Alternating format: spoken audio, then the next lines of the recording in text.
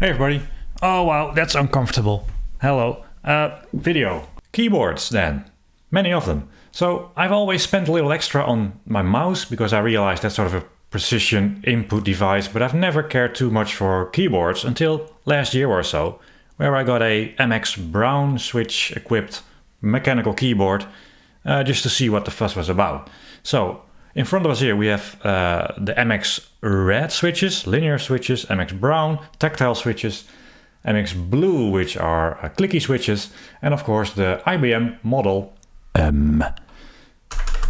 buckling spring pornography. Plus a big board here with 60 odd buttons of all different switches, of all different types and brands and models. So, point of the video, since I never really bothered with these mechanical keyboards, now that I have experience with most of these sort of different types and access to all these switches, what is my preference? How do I feel about it? That is, of course, extremely subjective, and I realize that. One thing that's not subjective, though, is the price, because you typically pay between 10-25 euros for a cheap membrane keyboard, and Cherry MX-based keyboards probably go for 100 plus, and this IBM model, even though it's ancient, well, they're getting a bit rare, and I got two reasonably good ones for 100 euros in total, so certainly the price is not really subjective. They are quite a lot more expensive, so, well, what do you get? It's really quite hard to figure out what you will like without trying it, and you can watch all the reviews you want, but it's pretty hard to get a feel for these switches without actually trying them. So 500 or so euros later, let's have a few words about it. So who do I think I am talking about keyboards? Can I even type, bro? Of course, yes. I learned to touch type when I was 10, 11, 12, I don't know. Used it ever since, thanks to the magic of MS-DOS, where you had to type all your commands and stuff. I still do it, and on average I do 100 words a minute. A little more if you go to some of these test websites where the words are very short and there's not a lot of variety and not a lot of capitals and stuff like that, but I'm typically top 5% according to that website. So I'm not world record holder typist at all, but you know, I know how to touch type and I do a reasonable job. Overall, using any of these more mechanical keyboards, it's pleasant. They feel a little more solid, and that's basically just the build quality, I think, because these cheap ones, they're so lightweight, plastic, and the mechanical ones here are HyperX. I got a Ducky and a Corsair, I think.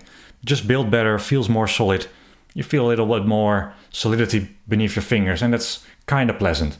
Same for the IBM, it's like 1.5 kilo model fabulousness. Yeah, so you do feel that, definitely. Is it important? Well, I don't really think it is.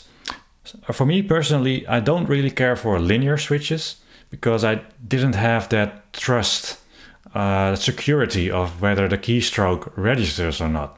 And it registers about halfway through the travel, but you know, you sort of don't really feel that. The brown ones, the tactile ones, there's not a lot of tactility in them at all, but I found them a little bit more pleasant, that you have some sort of confirmation of what you just did.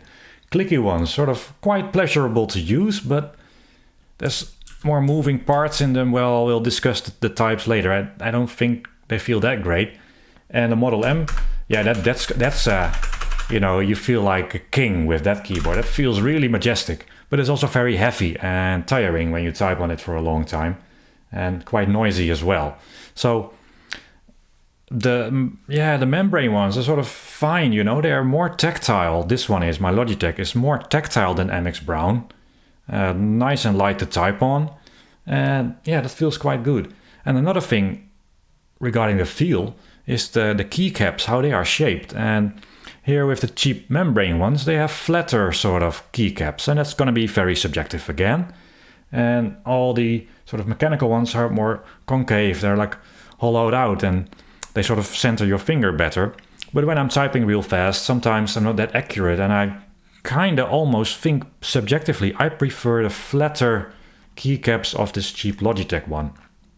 So that's extremely subjective, I realize that. But in the end, the Logitech one is the one I've hooked up now, cheap membrane, and I think I'm going to sell most of the others, because I don't find the difference to be that important, that noticeable. and I don't really see what the fuss is about. Again, extremely subjective. So let's briefly talk about a couple of these switch types. The linear ones, MX Red, they're linear, they're smooth-ish, but not like super buttery smooth. A bit scratchy, not that great. The tactile ones, the browns, well, the tactility is just sort of a flaccid rumble. It's like, it's not really very tactile at all. But it does feel more solid, just like the linear ones. It doesn't feel like there are a lot of parts inside rubbing and scratching and moving about. The clicky ones, the blue, MX Blue, I find quite pleasurable to type on, but they sort of feel broken, like there are some parts inside scratching and rubbing and it's not super consistent. I don't really see what the fuss is about with these switches. Of course, the thing is, these switches have to cost like 20 or 30 cents in bulk to make a keyboard out of, and what can you do for cents? So I don't, blame them for being the way they are. It's just that given the price, they probably cannot be that much better. We'll look at some alternatives too. And the buckling spring feels majestic, less sort of parts inside. It feels more solid, more dependable. But even these, of course, this is a very old keyboard. The tone of each key can be a little different. The feel perhaps slightly different. Could just be a matter of wear and tear here. It's not 100% consistent, but it's sort of a demanding, sort of proper typing experience. They definitely feel, I think they feel the most expensive of all of these. So I would say the Model M feels the most majestic, and then because it doesn't feel like a bunch of loose parts, I prefer the brown. And then the clicky blue, they feel very nice to type on, but they actually individually, when you sort of nitpick, they feel a little scratchy and a little inconsistent. And then linear, I just don't really like linear switches. And cheap as membrane feels quite consistent here, this Logitech one. Tactile and consistent, and I seem to enjoy the flat keycap, so that's my preference. So finally then, we have this big ass 60 odd key switch thing. Let's see what some of these do in comparison to the Cherry keys that we've have full-size keyboards of. Of course, with one little switch, it's pretty hard to get a feel for them, but you do sort of feel some nice ones. And I found that a lot of these are really trying to imitate Cherry, and I've discussed them, and my opinions are sort of clear about them. So what about some of the others? I won't go into all of them, because some of them are just too similar to Cherry. A few that stand out. So here's the list of the ones that are on there. As far as clicky switches go, the Jade Kailh box, where are we? Yeah. The Jade ones, they feel really nice, actually. Very consistent with up and down stroke, very tactile, nice weight, and not too sensitive when you press it a little bit off center. Yeah, it feels really good. That's pretty nice. On top of that, we have the Navy, Kailh box Navy, which is just a heavier variety.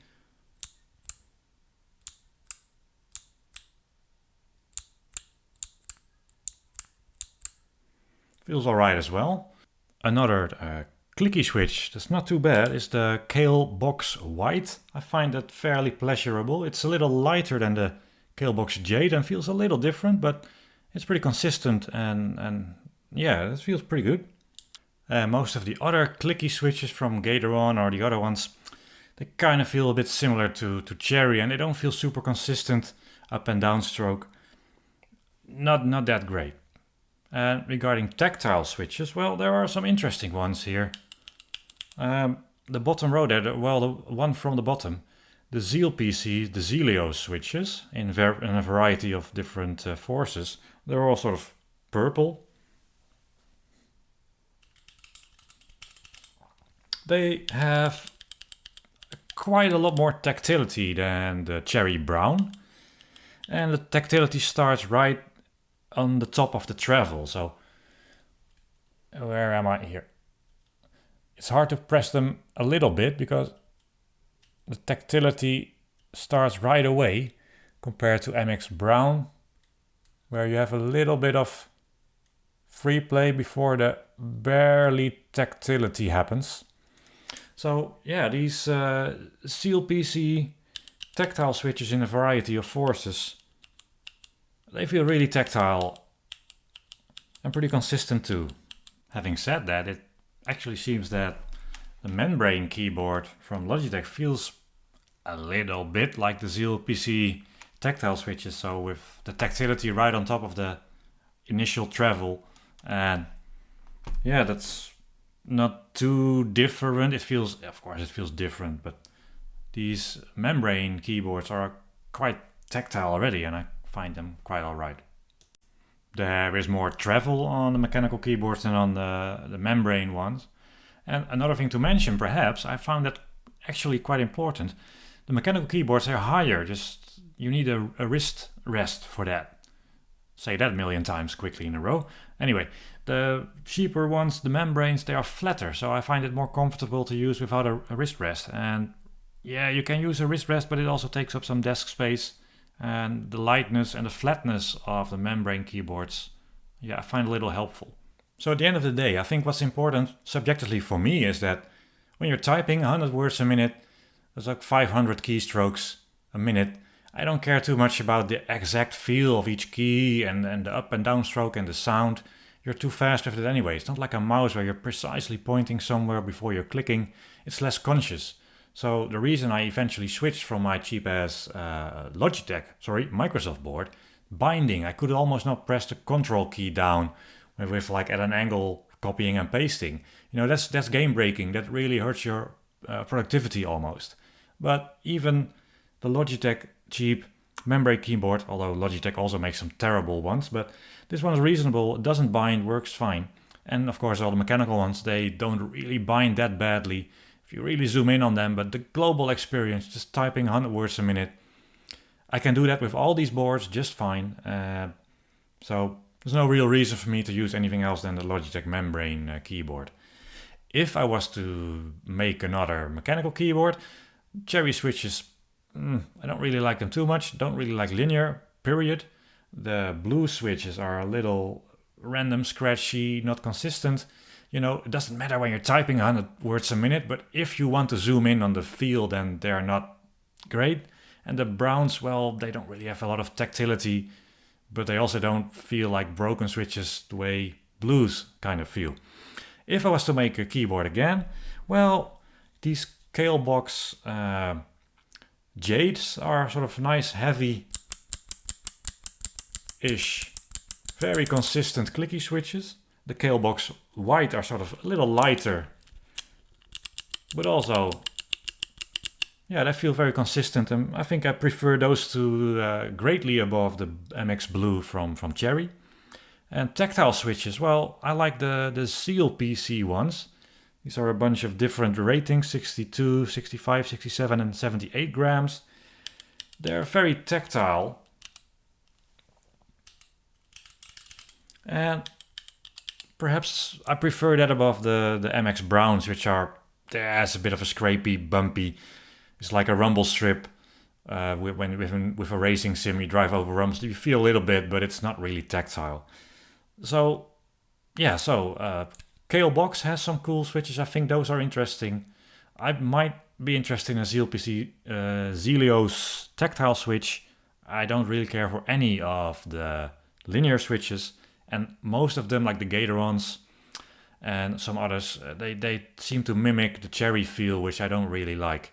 So there you have it. It's all really subjective, and at the end of the day, you know, if you're just typing 100 words a minute, I don't find it matters too much. That doesn't mean you won't be sort of in love with any of these keyboards or these switches. I just find that, well, it's not really for me. They don't seem to be worth the money, in my opinion. So, what have you learned? Probably nothing. Without feeling this, you don't really know what to think yourself. But hey, another opinion on the internet, which is always, what is that anyway? Who cares? Why are we doing this? What's the purpose of life? Bye, guys.